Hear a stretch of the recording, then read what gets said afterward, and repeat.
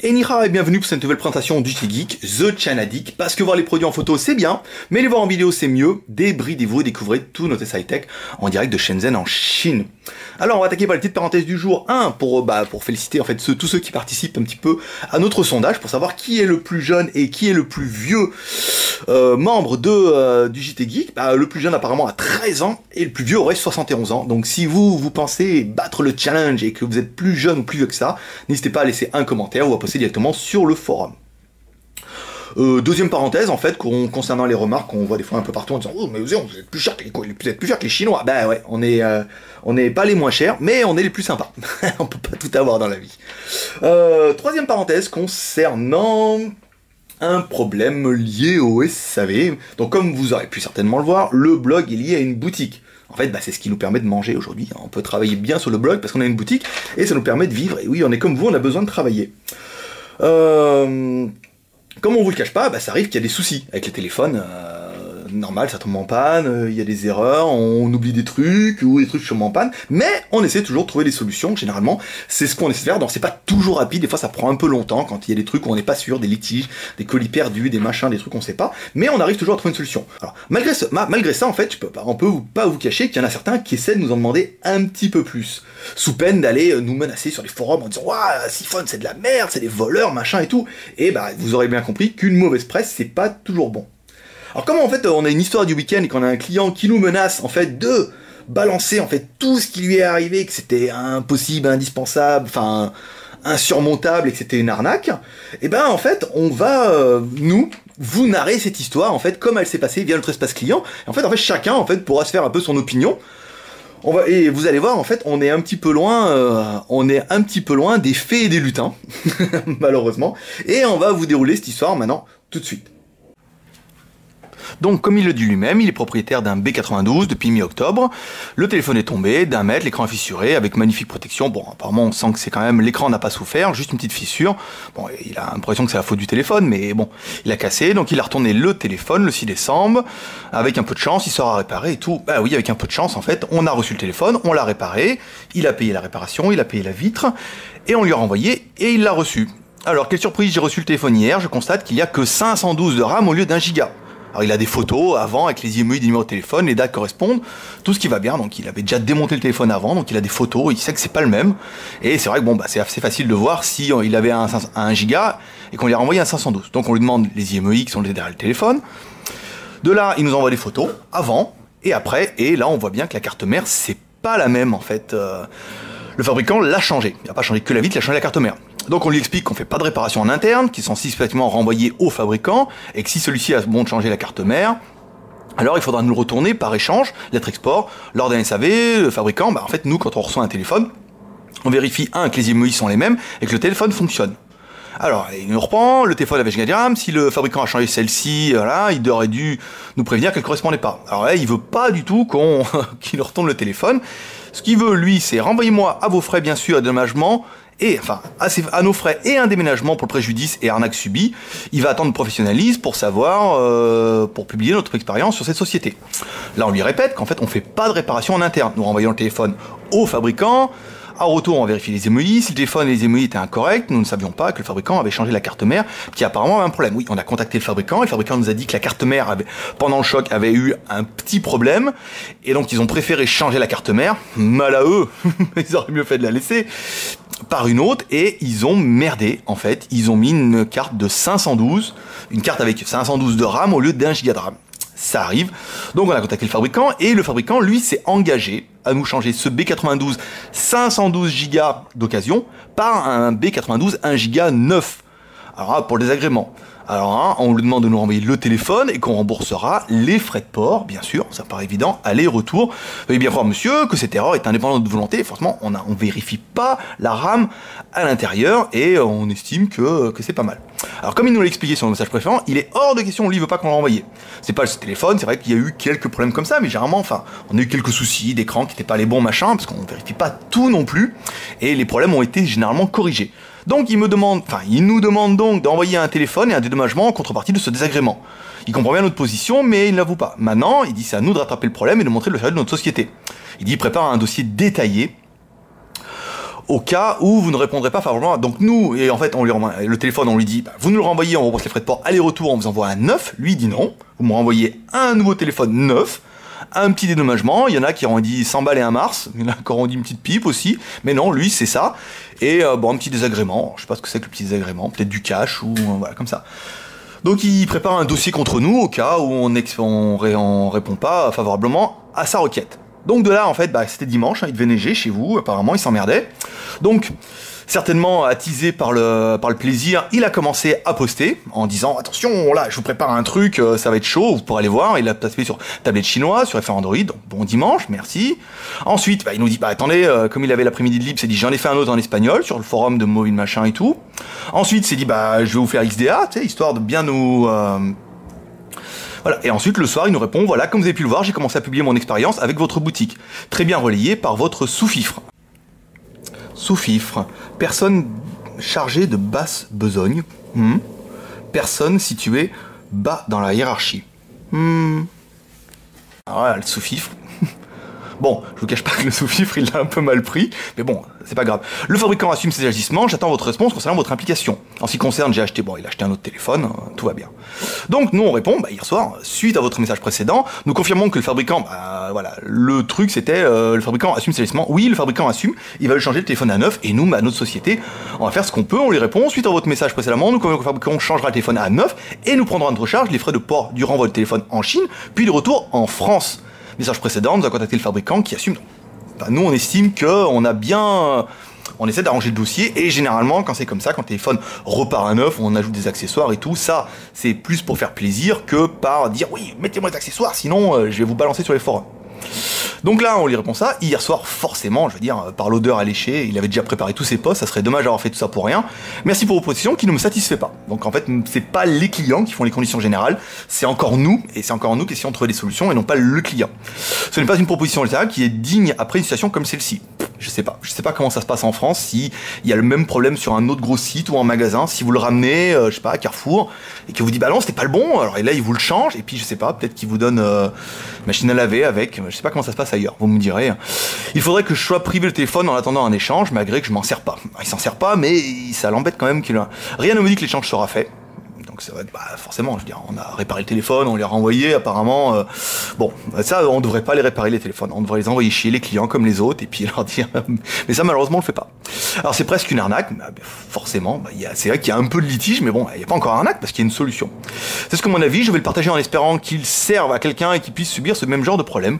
Je vous remercie pour l'invitation de réactiver mon compte. Oui, parce qu'en fait, il a déjà été banni sur le forum, à force de dire qu'on était les plus mauvais, et qu'on était nuls, qu'on faisait c'est de la merde et que c'était mieux ailleurs.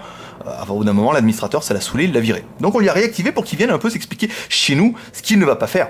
Il est à limite à l'hypocrisie. Ben forcément, il préfère aller râler ailleurs, là où on n'a pas beaucoup de possibilités de réponse. Ici, le camion rouge ne recule pas, ils avancent parce qu'on lui a donné le camion de sûrement rouge, ça, vous verrez ça sur notre forum.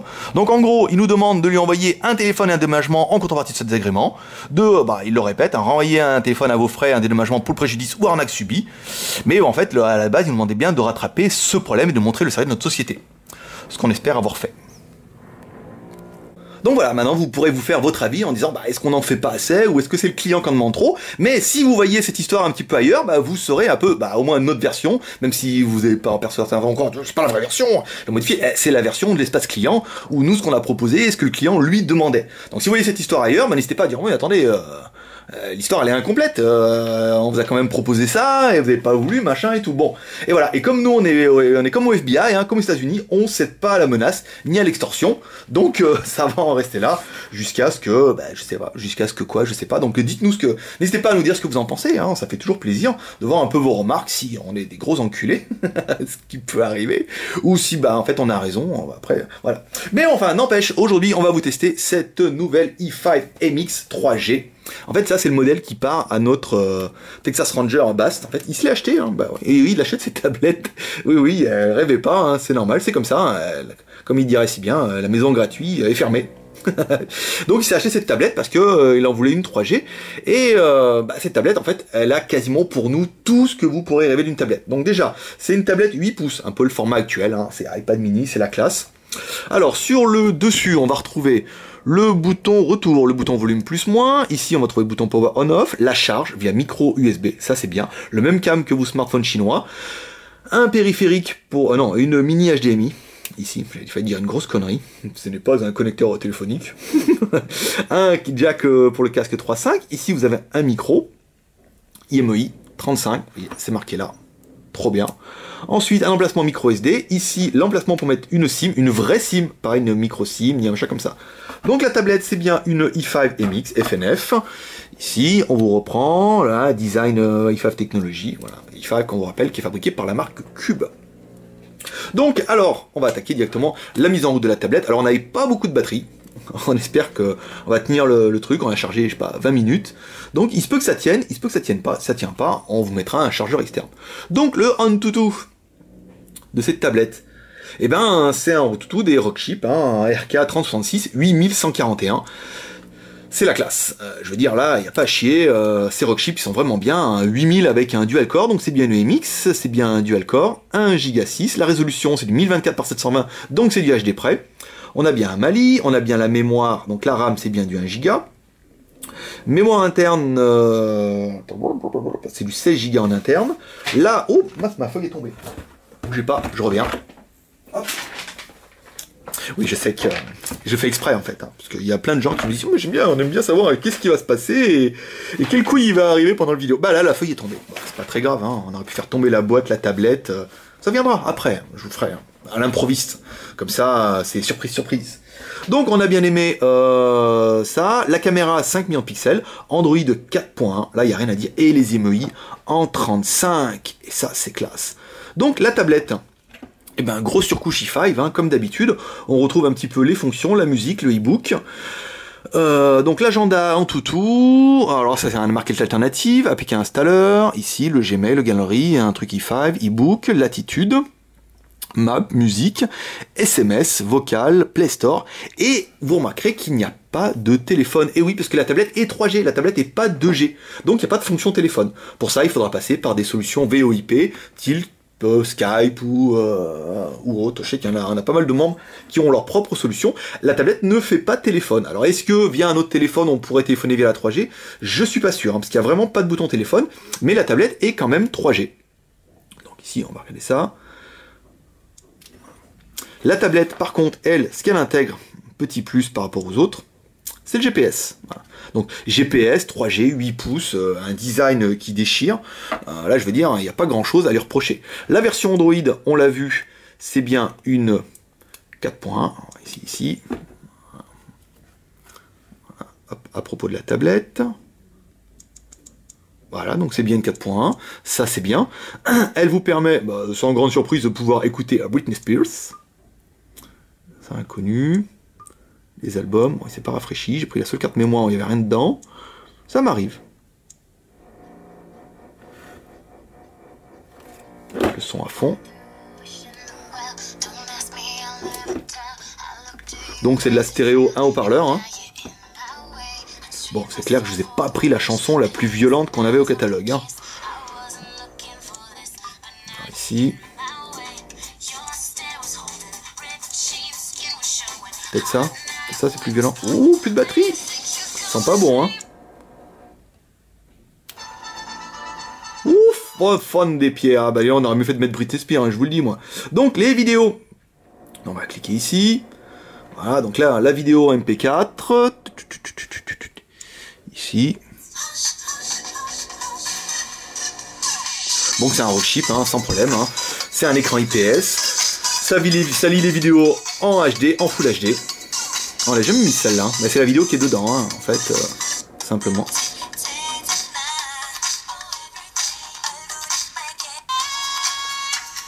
Ouais.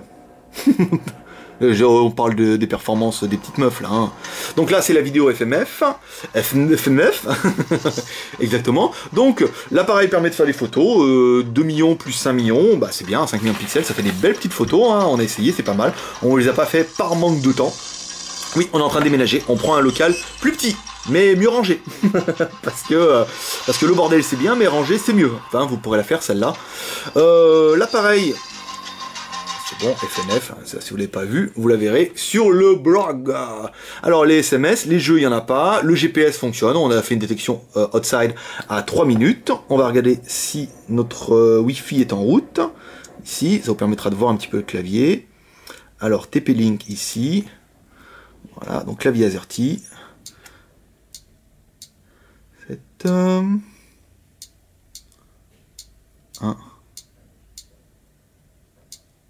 P 3 hop. Ils sont compliqués les mots de passe hein. Ils savent, c'est bon, hop. Donc connecte pas, hop, connecté, c'est bon. Donc la box est toujours au même endroit. Qualité Wi-Fi, comme d'hab, hein, 2 petites barres, hein, comme avec l'autre. On n'a pas quelque chose de plus exceptionnel. Donc là, la tablette, c'est sa première mise en route. Ici. Oh, il y a plus de batterie. Allez, je reviens. Et bien me revoilà, oui, parce que voir les produits en vidéo, c'est bien mieux que les voir en photo, mais voir les produits avec qui ont de la batterie interne, c'est mieux, parce que sinon, ils s'éteignent pendant les tests, et franchement, ça fait pas sérieux, les gars. Mais c'est ce qu'il y a beaucoup qui aiment. Hein. Donc, on recommence avec Internet, le Wi-Fi. Il a raccroché ou pas? Mes mères, ici. Ah oui, il n'y a plus d'application maintenant. Voilà, E5. Alors, attendez, on va regarder si le Wi-Fi était toujours activé. Alors, l'application Galerie s'est arrêtée. Il n'y a pas de... Ah oui, c'est pas une version Android. Alors, on va faire comme ça. Le Wi-Fi. Oui. Comment il va se rappeler de moi? TP-Link, authentification. Voilà, activé. On active Internet, donc là il va nous connecter directement sur FNF E5, c'est bon, on s'en fout, Skyphone, point. Allez go. Donc la qualité du signal, vous voyez que de la batterie c'est mieux, comme quoi, là elle est en charge, on est à 4 bars. Donc c'est quand même la preuve qu'il faut qu'il y ait un petit peu de batterie dans la tablette pour qu'il y ait une bonne qualité de Wi-Fi. Quand vous êtes à sec comme moi, c'est comme votre voiture, elle marche beaucoup moins bien. Alors, cette petite tablette, elle est là, la FNF E5 3G. Donc Internet sans problème, et ça vous permet d'attaquer la fiche du téléphone. Putain, c'est vrai qu'avec le film protecteur, ça va râler, hein, je le sens. Alors, nous, ce qu'on a bien aimé sur la tablette, c'est son rope chip, RK3066 en 3G, c'est la classe. Elle est compatible 3G en 2100 MHz, les émuyants 35, c'est très très rare les tablettes, on a eu le cas de Sanei avec les émuyants 0 qui marchaient au début, qui marchaient plus du tout. Ensuite, les cas des émuyants 86 qui, avec la portabilité de Free Orange, n'étaient pas copains. Mais là, avec les émuyants 35, il n'y aura pas de problème. On a bien aimé la mémoire 1 Go plus 16 Go, la 8 pouces en IPS. C'est du HD près, 1024 par 768. La caméra façade pour la caméra de face pour faire vos visioconférences est en 2 millions, la caméra arrière 5 millions, la batterie 4200 mAh et l'épaisseur 8,2 mm. Le prix, quant à lui, je tourne ma feuille. Tant qu'à faire. Mais ça, j'ai jamais fait le coup de la batterie qui tombe en rate comme ça. Alors, nous, on a le prix, 214 €, moins 4,80 € de points fidélité, ça vous fait une tablette à moins de 210 €, même 209 € quelque chose, 20 à peu près, comme ça, de mémoire. On aura bien aimé le look, forcément, cette tablette, elle est magnifique, avec ce contour en aluminium. Certainement, ça va vous faire penser un petit peu au iPhone 4, mais voilà, c'est de l'aluminium, l'aluminium de métal et non pas de l'aluminium de plastique. Ça fait vraiment le côté quali de la tablette et c'est vraiment ce qu'on aime. On a bien aimé la surcouche qui, ici, elle va déplaire à certains, est quand même très agréable. Ça permet d'avoir les onglets, vous voyez. Hop, en théorie, quand on met une vidéo ici, voilà, on va mettre les petites meufs. Voilà, on met la vidéo, on arrête. Voilà, la vidéo se remet en cache ici. Vous voyez, là, on a tous les appareils.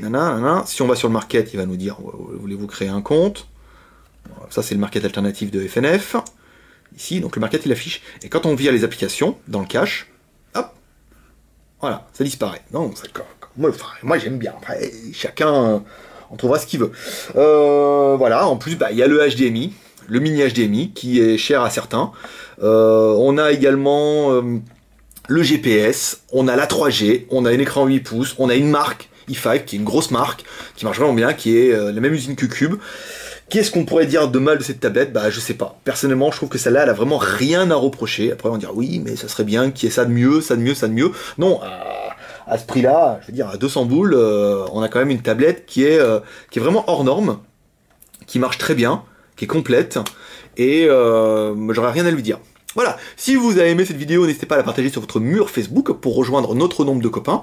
Si vous avez internet et que vous voulez recevoir ces vidéos avant tout le monde, c'est-à-dire lundi pour les abonnés, mardi pour le blog, n'hésitez pas à vous abonner à notre chaîne YouTube. Je vais mettre le truc en haut comme ça. Voilà. En haut à droite, il y a le bouton qui va pas. Et plus de 2000 abonnés. Hein. Mercredi, on fait une vidéo spéciale et on vous dira enfin le dernier indice de la question magique pour pouvoir gagner le Xiaomi M1S Young. Mercredi, ça va être chaud. Hein, parce que là, on va débloquer le jeu. Je suis sûr qu'il y en a pas mal d'entre vous. Vous allez voir les questions. En plus, elles sont à la con. Ça va être vraiment trop facile. Et vous pourrez gagner un Xiaomi M1S Young. Et une fois que ce jeu-là sera fini, c'est-à-dire semaine prochaine, on vous fera gagner un Xiaomi M2 dès qu'on aura atteint les 4000 membres. Donc, qui vous propose ça? Voilà. Si vous avez internet et que vous vous ennuyez un petit peu, soit au travail, soit à la maison, vous pouvez nous retrouver sur le blog JTgeek by Siphon.fr, un geek à Shenzhen, pour lire toutes nos news du lundi au dimanche de 6h du matin à 18h. Un peu moins le dimanche, forcément c'est dimanche. Et puis concernant notre petit litige SAV du début, voilà, si vous rencontrez ce post sur d'autres forums, n'hésitez pas à nous soutenir, à laisser vos réactions, à dire ce que vous en pensez. Nous personnellement, le peu à qui on a parlé, on trouvait que c'était un petit peu de l'extorsion et que c'était pas très cool. Mais bon, comme en fait il va aller au bout de son truc, on voudrait bien aller au bout du nôtre et on aimerait. Si vous nous soutenez, voilà, ça serait trop sympa. Et là, par contre, on n'offrira rien à tous ceux qui nous soutiendront, mais on fera quelque chose. Vous allez voir, on a des choses en préparation pour nos membres, pour nos petits membres chéris qui nous soutiennent. Et vous allez voir, le JT Geek va vraiment évoluer à l'année prochaine, c'est-à-dire l'année prochaine en Chine commence le 15 février. Pas mal de choses en préparation. Et vous allez voir, il y a du lourd, il y a du très lourd, il y a du sympa, il y a du très sympa. Mais ça, je vous laisserai découvrir au fur et à mesure de nos tests qui vont évoluer aussi. Vous allez voir, les tests, ça va changer. On vous prépare des petits trucs. On peut pas tout vous dire, mais on peut teaser quand même un petit peu. Voilà mes petits geeks. N'hésitez pas à nous suivre sur le Facebook, sur YouTube, sur le blog et à nous encourager comme vous le faites si bien. On vous remercie d'ailleurs. Et on vous retrouve dès tout à l'heure, oui, je dirais, sur le blog JT Geek. Allez, à demain. Bye bye.